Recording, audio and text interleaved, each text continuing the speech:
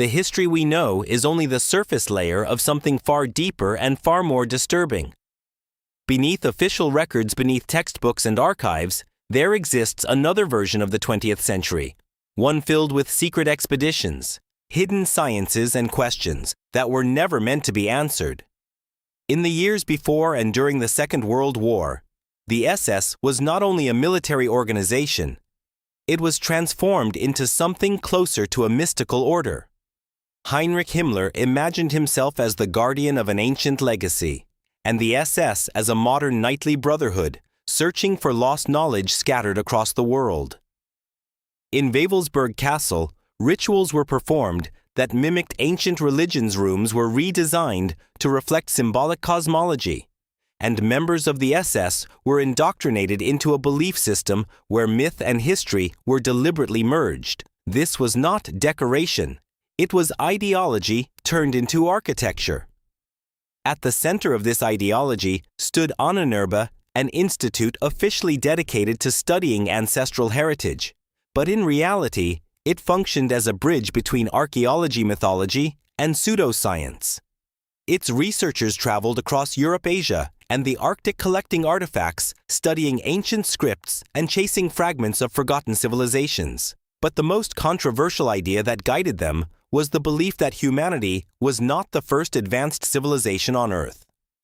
According to their internal theories, there had been earlier ages of human or even non-human development civilizations that had risen, reached extraordinary technological levels, and then vanished, leaving only traces in myth and stone.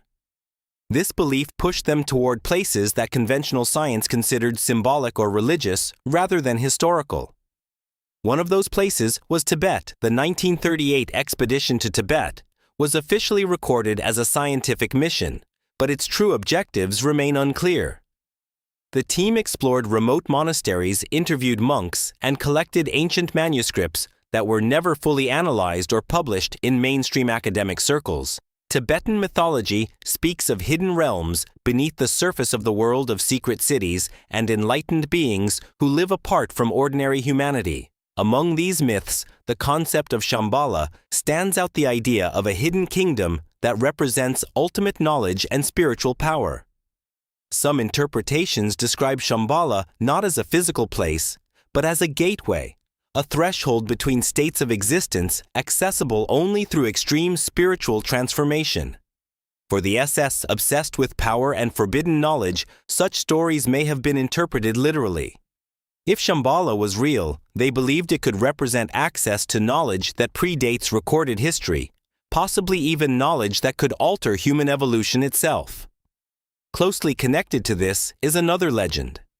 Agartha is described in esoteric traditions as an underground civilization, a hidden world within the earth populated by advanced beings who retreated beneath the surface after ancient cataclysms. In some versions, Agartha is not merely physical, but dimensional, a parallel realm coexisting with our own, separated by unknown natural laws. During the early 20th century, these ideas were not fringe fantasies. For certain ideological circles, they were taken seriously as possible truths waiting to be rediscovered. This brings us to Antarctica. In 1938 and 1939, Germany launched expeditions to the southern polar region officially for whaling and territorial mapping.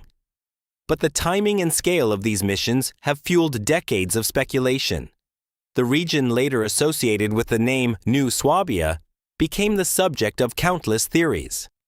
Some claim that unusual geological formations beneath the ice could provide access to warm caverns or hidden spaces protected from the extreme surface conditions. Others suggest that unexplored regions of Antarctica may still conceal structures or anomalies that remain unacknowledged in official narratives. After the war, these theories evolved, further blending into stories of secret bases, surviving fleets, and hidden enclaves beyond the reach of post-war authorities. One of the most mysterious alleged projects connected to this era is the device known as Die Glocke, the bell. According to fragmented testimonies and second-hand accounts, this device was said to involve rotating fields, exotic materials, and experiments with gravity or time distortion. The details are inconsistent and heavily debated, but the persistence of the legend is what makes it significant. Some interpretations suggest it was an attempt at advanced propulsion technology. Others speculate it may have been an early exploration into quantum or electromagnetic phenomena far beyond the scientific understanding of the time, whether real or exaggerated. Die Glocke has become a symbol of forbidden science, the idea that certain knowledge may have been pursued and then deliberately erased. Parallel to these underground projects, pilots during the war reported unexplained aerial phenomena, fast-moving luminous objects that behaved unlike any known aircraft. They were later referred to as Foo Fighters. These objects followed aircraft formations, appeared suddenly, and disappeared without trace. They did not engage in conventional combat, yet they were observed repeatedly by multiple Allied and Axis pilots. Even today, these reports remain unexplained. Some suggest secret weapons. Testing others propose atmospheric or psychological phenomena. But no single explanation fully accounts for all recorded encounters. In the post-war era, these narratives began to merge with emerging UFO reports, giving rise to a broader mythos that some advanced technologies may have existed during the war and survived in hidden forms afterward. The most extreme interpretations go even further, suggesting that contact may have occurred with non-human intelligences and that certain technological leaps attributed to human innovation could have external origins. These ideas remain controversial and unproven, yet they continue to persist in alternative historical research because they attempt to connect fragments that official history leaves separate.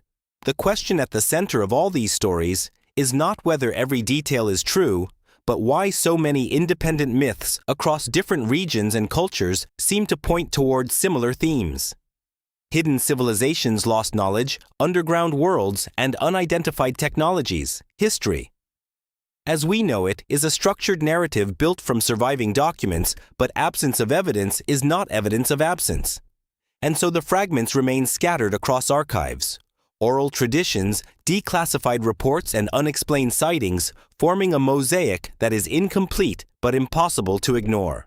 Perhaps these stories are only myths created by fear imagination, and the human need to find patterns in chaos.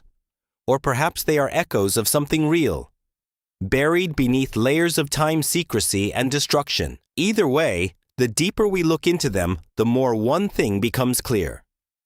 The 20th century was far stranger than it appears in official history.